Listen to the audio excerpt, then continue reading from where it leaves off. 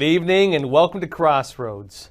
Target has joined Budweiser in the anti-woke panic. The retail company released a whole new line of clothes to push transsexualism, which included, for example, women's swimsuits with tuck-friendly features so that men can hide their genitalia.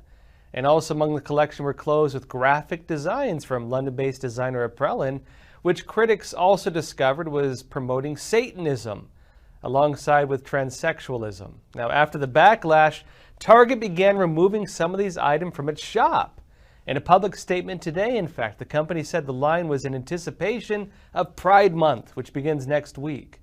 It noted that it has offered, homosexual-themed items to celebrate this for more than a decade. But it added this, quote, "Since introducing this year's collection, we've experienced threats impacting our team members' sense of safety and well-being while at work." Target notes that given these circumstances, the company is, quote, "making adjustments to our plans, including removing items that have been at the center of the most significant confrontational behavior." It adds, however, the company remains committed to the Pride movement and stands with them not only for Pride Month, but throughout the entire year. So they're not apologizing to customers. What's really going on? Well, what's really going on is that Target is facing public criticism for promoting a designer with satanic ties openly with their clothing line, and for other items it was featuring. There was a real public backlash. The company's stock, they dropped more than 12% over the last month alone. It appeared that Target was quickly heading the way of Budweiser, which lost more than 26% in sales compared to this time last year after its now infamous promotion with trans activist Dylan Mulvaney. And folks, people are joining the boycott together on this. First with Budweiser, now with Target. Conservative influencers taken up the issue. Benny Johnson, for example, Turning Point USA.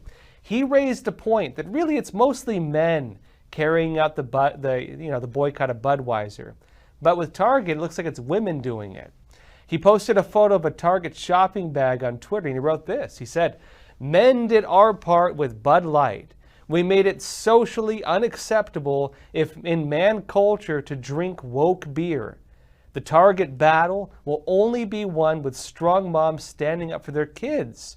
Target hired a Satanist to groom your kids into a sex cult. Will moms be ashamed to hold this bag?" Matt Walsh, a show host at Daily Wire, he emphasized the importance of these boycotts, at least for conservatives. He wrote this on Twitter. He said, quote, "The goal is to make Pride toxic for brands. If they decide to shove this garbage in our face, they should know that they'll pay a price. It won't be worth whatever they think they'll gain. First Bud Light and now Target. Our campaign is making progress. Let's keep going." But look, Target and Budweiser aren't just taking heat from people on the right. It's actually not just conservatives. People on the left are criticizing the companies as well, but they're criticizing them for folding to the pressure. California Governor Gavin Newsom, for example, he criticized Target in a post on Twitter. He wrote this. He said, "CEO of Target, Brian Cornell, selling out the LGBT plus community to extremists is a real profile in courage."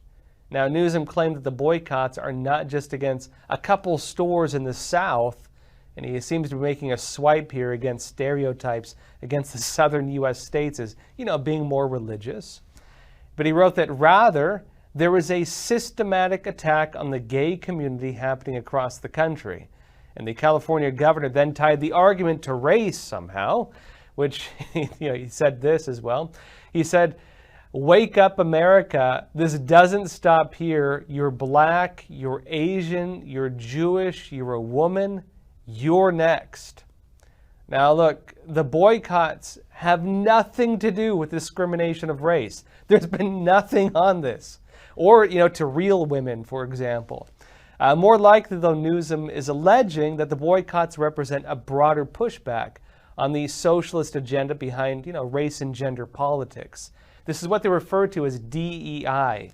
That's diversity, equity, and inclusion. That's the political program behind these types of things. It does appear that other pillars in that movement are crumbling. So really, let me show you this. News hit today, for example. The political movement Black Lives Matter, they're heading for insolvency. The value of its nonprofit foundation, they dropped by $10 million. Its fundraising is down 88%. It's now looking at an $8.5 million deficit.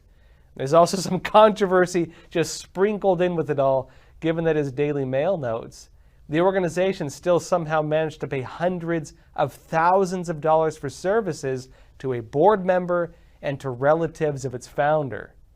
Back to the corporate boycotts. As Newsom pointed out, this campaign of public backlash on transsexual movements and the products overall is happening right before Pride Month. It's that time of year when the government pushes the homosexual agenda. Companies change their corporate logos on Twitter to feature rainbows. Unless they're, the corporate branches in Middle Eastern countries, they don't do it there. And also when the great virtue signaling is over, well, the participating business entities, they win brownie points with financial firms for adhering to the DEI investment standards. But this year could be different. There's now a stigma around all of this.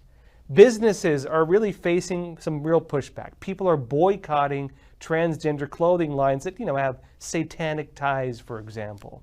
And if it means backing a company that goes against their values, guess what? Conservatives won't even take free beer. They won't do it.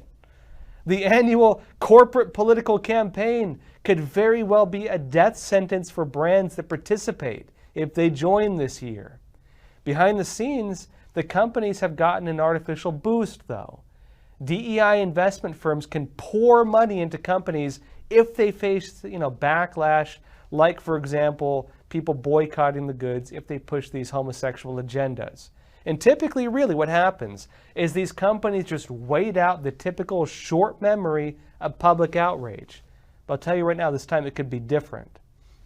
These boycotts, the reason for this, the boycotts are not just about bad politics. They're about culture and about the perception that the trans movement is harming children. Investment firms that try to artificially prop up these companies using other people's money are now going to be hedging their bets that customers are going to actually come back, and they might not. It's possible that people will not come back to these brands because, again, these are not your average boycotts. A lot of these trans programs are very much targeted at children. And this is one of the big points of tension, really, against this whole woke establishment right now and the actions you see around it. People no longer just see this. They no longer look at the old claim with the LGBT community. The claim they just want to be able to, freely love each other. That was the old narrative. Instead, people now equate the movement with government power. It's about forcing people not to just tolerate their values, right? Tolerance is when you don't get angry at someone, you don't hate someone. It's a step beyond that when they try to force you to accept them morally, to adopt their moral values. And that's the way it has changed. Now, look, there are two main ways of trying to embed this, forced acceptance into society. On one side, they're targeting children. On the other side, they're criticizing and trying to tear down traditional religious values. With the attacks on children, let's go over this first. People usually think the programs like, drag queen shows and that kind of thing when they think of the targeting of kids. Many of these are really hypersexual, very aggressively sexual, and they include exposing children to sexual imagery, which, usually that's a crime. This was one of the big conflicts the LGBT community had with Florida Governor Ron DeSantis, for example. Now look, back when DeSantis banned school lessons that teach sexual orientation and trans ideology to kids, the establishment framed it as DeSantis saying that people can't say gay. It was the, don't say gay law, they called it. When DeSantis pushed for the death sentence if an adult rapes a child, the establishment criticized him defending pedophilia. Now look, in April, the Pride Alliance at Treasure Coast, they even canceled the gay pride parade in Florida because they claimed that holding the parade would be a risk to them. And why would it be a risk? It's because Florida has made it illegal for a business to admit children to sexual performances by adults. And look, apparently not being able to hold a sexual display in front of kids is now viewed as a threat to the very heart of this whole movement. Think about that. The New Republic declared, in fact, that the ban on this in Florida, they said they're so extreme, it could ban all pride parades. Now look, maybe I'm old-fashioned here, but if something cannot hold a public display without conducting lewd acts in front of children, maybe there's something else that should be changed here. It's not just in Florida either. Other states are making it illegal to perform sexual acts or sexual performances in front of kids. A bill in Tennessee, for example, what it does, it restricts adult cabaret performances from being held in public or in the presence of children. It also limits them from being held within 1,000 feet of a place of worship, in public parks, or in schools. News outlets like NPR, they're criticizing this as rolling back the laws on public acceptance of homosexuality. But in reality, look, when was it ever legal to perform sexually in front of children? How is it even controversial to ban sexual displays to children? But then there's the attempt to tear down as well traditional religious values. And this is where Target's trans ban really ran afoul. You know, the whole Satanist thing. Take, for example, other things taking place. What's happening in Los Angeles? The Dodgers, the baseball team, they invited a drag troupe called Sisters of Perpetual Indulgence to their annual Pride Night celebration. And they're facing flack from the public, not just because of the whole trans agenda, but because the group of performers is accused of blaspheming Christianity as part of their performances, such as, for example, with lewd acts being performed on a man placed on a cross to have him look like Jesus. Critics online, they're calling the organization an anti-Christian hate group. And of course, they're also, the reality as well. Many companies are pushing woke agendas. There's a lot of them. It's not just these few companies. Some people are questioning, really, whether it makes any sense to be just selectively boycotting a couple of them instead of saying, hey, it's just how it is. Or saying on the other side, maybe boycott every one of them. But from a strategic level, guess what? It looks like conservatives are adopting a tool from the left. You don't need to go after everyone to have an impact. It's a strategy from radical leftist Saul Alinsky. He wrote in his book, Rules for Radicals, for example, to quote, pick the target, freeze it, personalize it, and polarize it. Cut off the support networks, and isolate the target from sympathy.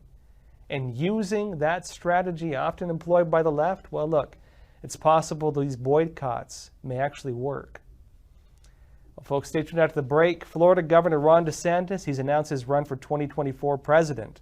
I'll give my take.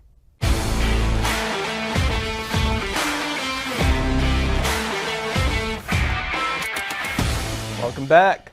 As was long expected, Florida Governor Ron DeSantis announced he's going to be running for president in 2024. Our border is a disaster. Crime infests our cities. The federal government makes it harder for families to make ends meet, and the president flounders. But decline is a choice. Success is attainable, and freedom is worth fighting for. I'm Ron DeSantis, and I'm running for president to lead our great American comeback. The choice of venue for the announcement, Twitter, this was taken really as a sign of how the campaign trail is going to be different for him than it is for former President Donald Trump. He's allegedly looking to win the support of conservative influencers, which tend to have a strong presence on Twitter. Trump, meanwhile, is he's sticking to his own platform, Truth Social. He has 5.28 million followers there, but really he's limited to his own base for the most part. The decision shows DeSantis is having greater public reach, in other words, while Trump, he faces the risk now of getting stuck in an echo chamber. But of course, look, we'll see how it goes. The polls leading up till now, well, they really haven't looked good for DeSantis. He took a sharp drop in March when, it was revealed that Soros DA Alvin Bragg was going to bring charges against Trump in New York. What happened with that? Well, look, Others, including even Vice President Mike Pence, who really did not like Trump, he's been pretty critical of him lately, came out to criticize the charges against Trump. But DeSantis, what did he do? Well, look, he stalled. And the long wait was taken as a sign of not standing up against what's being viewed by a lot of his supporters as politicized charges. Now, of course, that was before DeSantis announced an official run. He's now going to have the chance to campaign and really to try to win support. So the polls don't reflect his campaign because his campaign just started. Now, as DeSantis jumps on the campaign trail, though, he's also going to be able to really, push his position. And being the governor still of Florida, he can keep his position as governor as well, thanks to a decision last month from the Florida legislature. This gets rid of the old rule that would have forced him to resign if he wanted to run for president. Now, Trump reacted to the news earlier in the day by posting screenshots on Truth Social showing polls of public support for Republican candidates. One of them has Trump over 60 points and DeSantis at just over 15. And a second poll he posted, interesting here, it shows estimates of how the candidates would perform in the 2024 elections if they faced off against President Joe Biden. Now, look, it predicts that both Trump and DeSantis could beat Biden, at least go by these polls. But it shows that Trump has a much better margin of victory in that. It predicts DeSantis is up to a 14% lead over Biden, while Trump has up to a 36% lead. Now look, polls are just polls. We've seen repeatedly that they don't always reflect how people actually vote when it comes down to it. But with DeSantis joining the race, he is projected to be a real contender to Trump for the Republican nomination. And really the debates we're going to be watching now are going to have them going head to head and discussing their platforms, and we're going to see how it plays out. Folks, that's all for tonight. Thank you for joining us, and as always, stay informed and stay free.